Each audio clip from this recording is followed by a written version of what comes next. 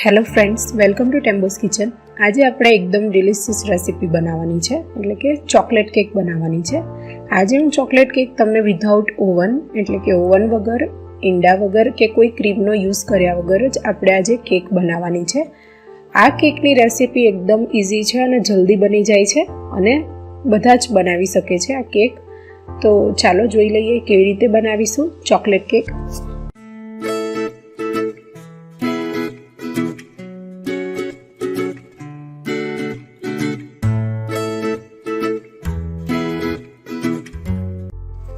Chocolate cake બનાવવા માટે આપણે સૌ પ્રથમ તપેલું લેવાનું છે એલ્યુમિનિયમનું, અને એ તપેલામાં આવી રીતે કોઈ સ્ટેન્ડ મૂકીને ઉપર એક ડીશ મૂકી દઈશું અને ગેસ ઓન કરી લઈશું.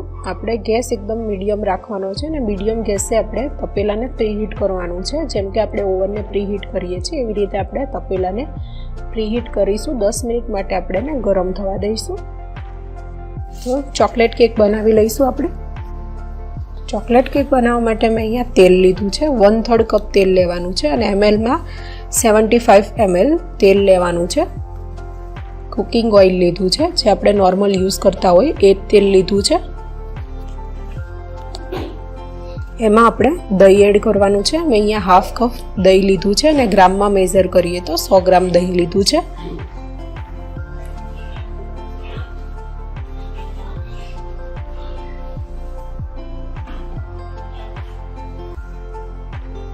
હવે આપણે આમાં 3/4 કપ શુગર એડ કરવાની છે. મેં અહીંયા શુગર આખી જ લીધી છે. તમારી પાસે પાવડર શુગર હોય તો તમે પાવડર શુગર પણ યુઝ કરી શકો છો. 3/4 કપ શુગર લીધી છે અને ગ્રામમાં મેઝર કરીએ તો 120 ગ્રામ, 120 ગ્રામ શુગર લીધી છે. હવે આપણે આ બધાને બરાબર મિક્સ કરી લઈશું. ખાંડ ઓગળી જાય અને બરાબર મિક્સ થઈ જાય એવી રીતે આપણે એને બરાબર ફેંટીને મિક્સ કરી લેવાનું છે.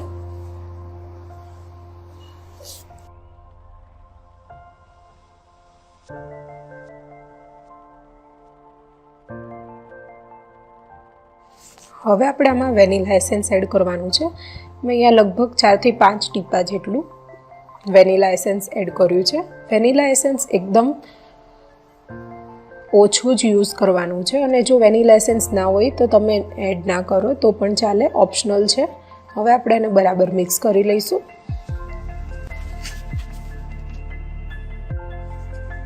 મિક્સચર મિક્સ થઈ ગયું છે. હવે આપણે જે લોટ ચાળાની ચાણી આવે, એટલે કે મેદો ચાળીએ એ ચાણી લેવાની છે અને બધા ડ્રાય ઇન્ગ્રીડિયન્ટ્સ મિક્સ કરી લઈશું. મેં અહીંયા 1.5 કપ મેંદો લીધો છે, તો આપણે મેંદો એડ કરીશું. 5 table spoon milk powder add કરવાનો છે. 1.5 ટીસ્પૂન બેકિંગ પાવડર એડ કરીશું. બેકિંગ સોડા એડ કરીશું 1/2 ટીસ્પૂન અને 5 table spoon cocoa powder add કરીશું. હવે આપણે આને બરાબર ચાળી લઈશું અને ચાળીને જ આમાં મિક્સ કરશું. હંમેશા ડ્રાય ઇન્ગ્રીડિયન્ટ્સને આવી રીતે ચાળીને જ એડ કરવાના, જેથી એમાં જે લમ્સ હોય, એટલે કે ગાંઠિયા હોય, એ બધા દૂર થઈ જાય ને એકદમ સરસ મિક્સચર રેડી થાય. તો આપણે આવી રીતે ચાળીને મિક્સ કરી લઈશું.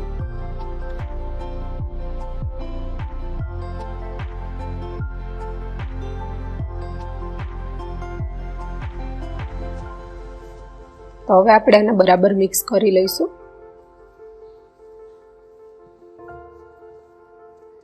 આમાં બિલકુલ પણ લમ્સ ના રહે એવી રીતે આપણે મિક્સ કરી લઈશું.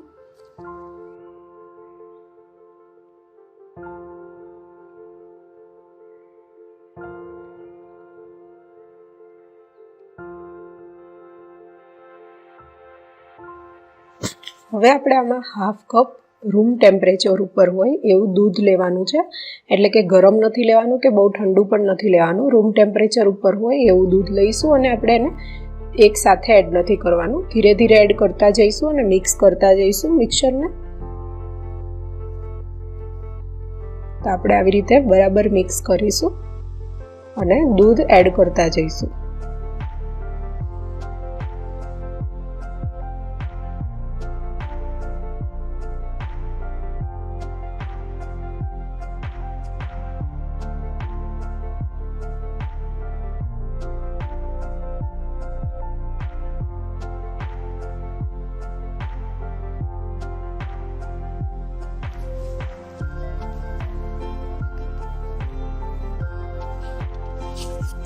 તો અમે અહીંયા મિક્સરને બરાબર મિક્સ કરી લીધું છે. હવે આપણે આમાં 1 ટેબલ સ્પૂન લીંબુનો રસ એડ કરીશું. જો તમારી પાસે વિનેગર હોય તો તમે વિનેગર પણ યુઝ કરી શકો છો. તો હું આમાં 1 ટેબલ સ્પૂન લીંબુનો રસ એડ કરીને બરાબર આપણે એને મિક્સ કરી લઈશું. આનાથી આ મિક્સચર, કેકનું મિક્સચર એકદમ સરસ ફ્લફી થાય છે અને કેક એકદમ સ્પોન્જી બને છે. તો આપણે આવી રીતે કોઈ પણ લમ્પ્સ ના રહે એવી રીતે આપણે આવી રીતે એકદમ સરસ બેટર બનાવવાનું છે કેકનું. બરાબર મિક્સ કરી લઈશું. હવે આપણે કેક બનાવવા માટે કેક ટીન લઈ લઈશું. મેં અત્યારે આ એલ્યુમિનિયમનું જે સાદું કેક ટીન આવે એ લીધું છે. તમારી પાસે જે હોય તમે યુઝ કરી શકો છો. હવે કેક ટીનને આપણે તેલથી ગ્રીસ કરી લેવાનું છે. આપણે આવી રીતે તેલ લગાવી લઈશું અને એની ઉપર આપણે બટર પેપર લગાવવાનું છે, જેથી કેક એકદમ ઇઝીલી નીકળી જાય. તો મેં બટર પેપરને આવી રીતે માપથી કાપીને ગોળ રાઉન્ડમાં કટ કરી લીધું છે અને આવી રીતે તેલથી ગ્રીસ કરી લઈશું. આખા ટીનને આપણે તેલથી સરસ ગ્રીસ કરી લઈશું. હવે આપણે આમાં થોડો મેદો એડ કરીને મેદો થોડો ડસ્ટ કરી લઈશું.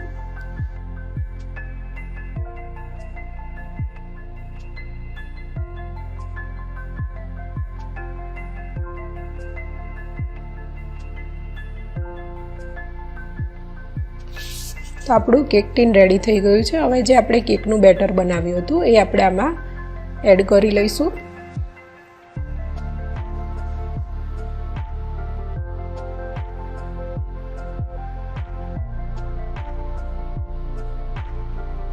હવે આપણે કેકના ટીનને આપણે આવી રીતે થોડીવાર થપથપાવી દઈશું, 1-2 વાર, એટલે આમાં જે એર બબલ્સ હોય એ બધા જ દૂર થઈ જાય.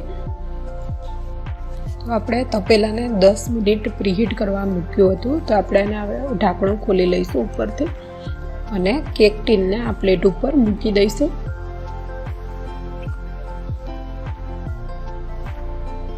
હવે આપણે આ ઉપર ઢાંકણ ઢાંકીને એને લગભગ 45 થી 50 મિનિટ સુધી મીડિયમ ગેસ ઉપર બેક થવા દેવાની છે કેકને. તમારે જો વચ્ચે ચેક કરવું હોય તો તમે 30 મિનિટ થાય એટલે ચેક કરી શકો છો.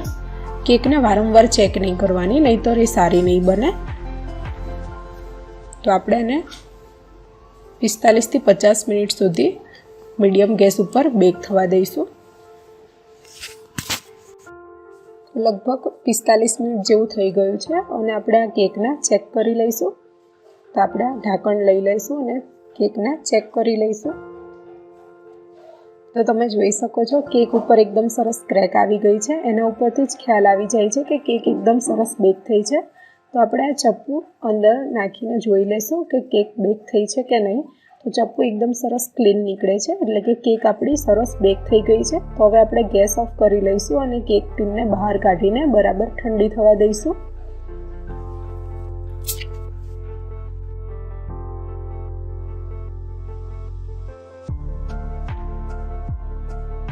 તો કેક ઠંડી થાય ત્યાં સુધી આપણે એનું આઈસિંગ બનાવવાનું છે. તો આઈસિંગ બનાવવા માટે મેં આજે ચોકલેટ ગનાશ બનાવવાની છે.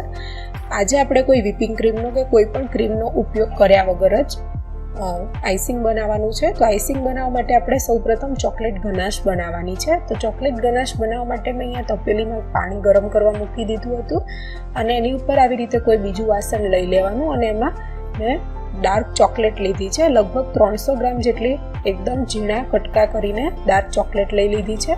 તો આપણે એને બરાબર મેલ્ટ થવા દઈશું ચોકલેટને. તમે નીચેના વાસણમાં પાણી લો એટલે એટલું ધ્યાન રાખવાનું કે ઉપરના ચોકલેટવાળા વાસણને પાણી અડવું ના જોઈએ. તો આપણે આવી રીતે ધીરે ધીરે એને હલાવતા જઈશું અને ચોકલેટને મેલ્ટ કરીશું. આ ચોકલેટ કેકની રેસીપી એકદમ ઇઝી છે, કેમ કે આમાં કોઈ ક્રીમનો ઉપયોગ નથી થતો. જો તમારે કોઈ પણ ક્રીમ વગર જ આ કેક બનાવવી હોય તો આ ચોકલેટ કેકની રેસીપી એકદમ બેસ્ટ છે. ચોકલેટ ગનાશ બનાવવા માટે પણ ઘણા લોકો ક્રીમનો ઉપયોગ કરતા હોય છે, પરંતુ હું આજે ચોકલેટ ગનાશનો દૂધથી બનાવવાની છું, એટલે કે દૂધનો યુઝ કરીને આપણે ચોકલેટ ગનાશ બનાવવાની છે. તો ચોકલેટ થોડી મેલ્ટ થાય એટલે આપણે આમાં દૂધ એડ કરીશું. મેં અત્યારે હાફ કપ દૂધ લીધું છે. તો હાફ કપ દૂધ આ ચોકલેટમાં એડ કરીને બરાબર મિક્સ કરી લઈશું અને બરાબર એને મેલ્ટ થવા દઈશું.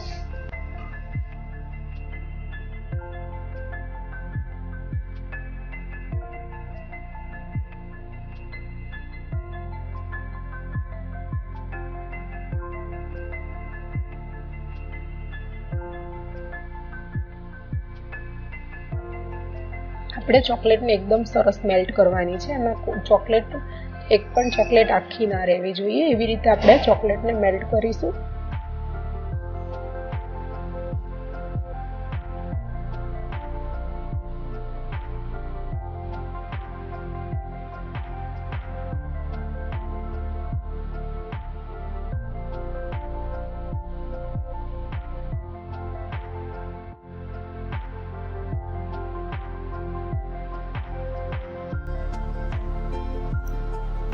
હવે આપણે એમાં લગભગ હાફ ટેબલ સ્પૂન જેટલું બટર એડ કરીશું. બટર એડ કરવાથી આમાં એકદમ સરસ શાઇનિંગ આવે છે. તો આપણે બટરને પણ આમાં મેલ્ટ કરી લઈશું.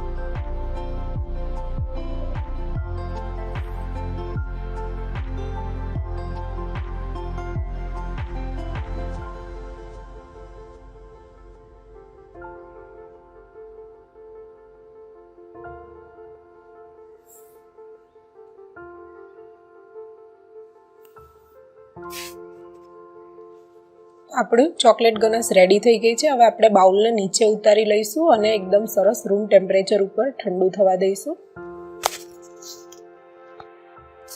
ચોકલેટ ગનાશ રૂમ ટેમ્પરેચર ઉપર આવી જાય એટલે આપણે એને કલાક જેવું ફ્રીજમાં રેફ્રિજરેટરમાં મૂકવાનું છે. ફ્રીઝરમાં નહીં પરંતુ ફ્રીઝમાં મૂકવાનું છે, જેથી એકદમ સરસ ઘાટો થઈ જાય અને પછી જ આપણે એનો યુઝ કરવાનો છે.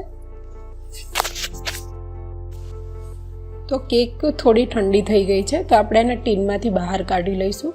તો આપણે કેક ટીનને આવી રીતે ચારે બાજુથી ચપ્પાથી પહેલાં ઉખાડી લઈશું.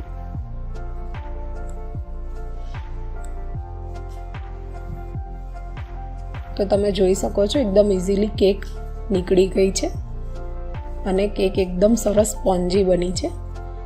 અને આ બટર પેપ આપણે કાઢી લઈશું અને કેકને બરાબર લગભગ 1 થી 2 કલાક સુધી એકદમ સરસ ઠંડી થાય ત્યાં સુધી રાખવાની છે.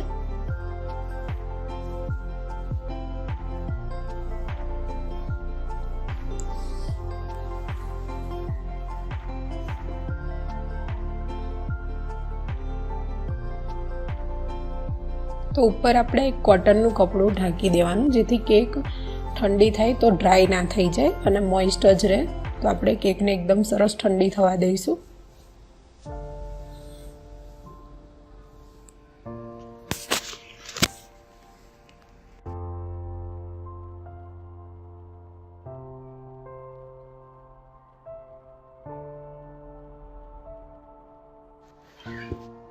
કલાક જેવું થઈ ગયું છે અને કેક એકદમ સરસ ઠંડી થઈ ગઈ છે. તો હવે આપણે એના ઉપરનું જે પડ છે એ થોડું ઇવન કરી લઈશું, એટલે કે ફ્લેટ થઈ જાય. એટલે આપણે ઉપરથી થોડું કટ કરી લઈશું.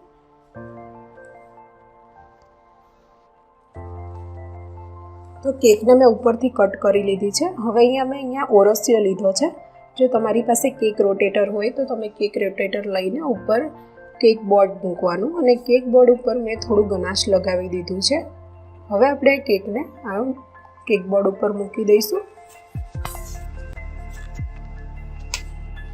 મેં ચોકલેટને ઇવન કટ કરી લીધી છે ઉપરથી. હવે આપણે એમાં ઉપર સૌપ્રથમ ચોકલેટ સિરપ લગાવીશું. તો ચોકલેટ સિરપ મેં અહીંયા હર્શીસનું ચોકલેટ સિરપ લીધું છે. લગભગ 1 થી 2 ટેબલ સ્પૂન જેટલું ચોકલેટ સિરપ લીધું છે અને 2 ટેબલ સ્પૂન જેટલું પાણી મિક્સ કરીને સિરપ બનાવી લીધું છે. તો હવે આપણે આ ચોકલેટ સિરપને પહેલાં આપણે સ્પોન્જમાં એડ કરી લઈશું, જેથી કેક એકદમ સરસ સ્પોન્જી લાગે. હવે જે આપણે ફ્રીજમાં મૂકી હતી ગનાશ, એ ગનાશ આપણે એડ કરીશું ઉપર. તો તમે જોઈ શકો છો આ કન્સિસ્ટન્સી ગનાશની હોવી જોઈએ. આપણે એટલું થીક ગનાશ આપણે રાખવાનું છે. હવે આપણે એને બરાબર આવી રીતે સ્પ્રેડ કરી લઈશું કેક ઉપર.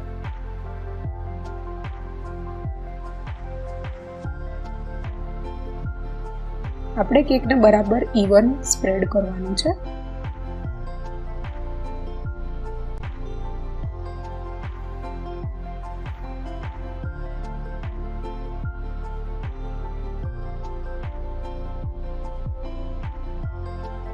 જો તમને ચોકલેટ ગનાશ થોડું ઠીક એટલે કે વધારે જાડું લાગે તો તમે ડબલ બોઇલરની પ્રોસેસ કરીને પાછું એને થોડું પતલું કરી શકો છો.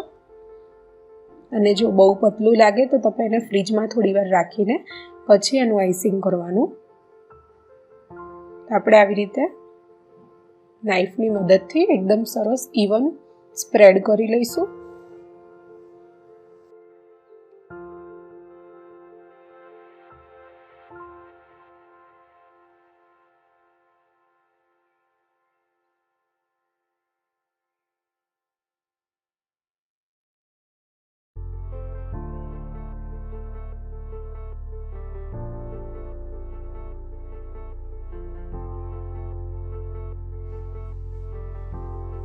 હવે આપણે સાઈડમાં પણ ગનાશ લગાવીને સાઈડમાં પણ સરસ આઈસિંગ કરી લઈશું.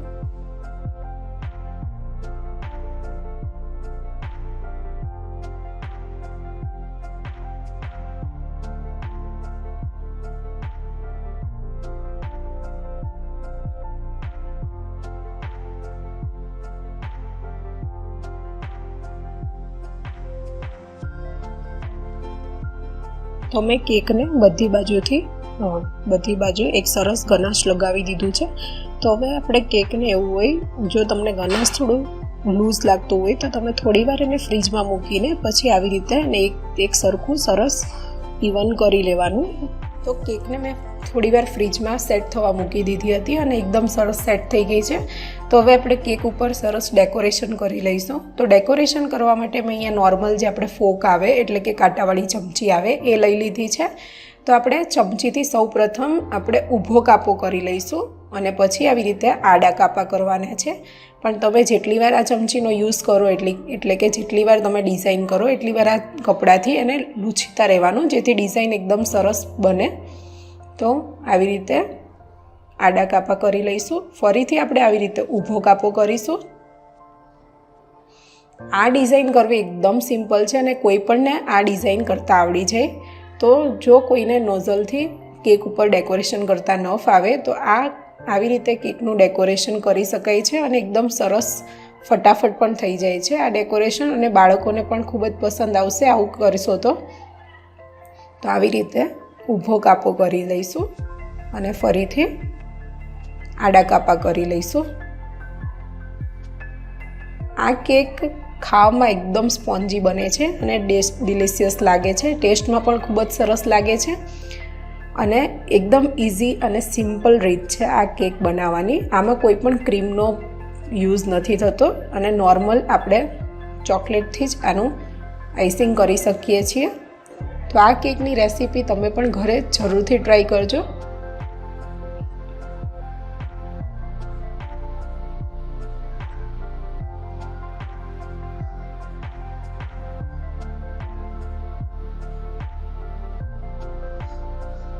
તો આપણું કેકનું ડેકોરેશન થઈ ગયું છે, તમે જોઈ શકો છો એકદમ સરસ લાગે છે આ ડેકોરેશન.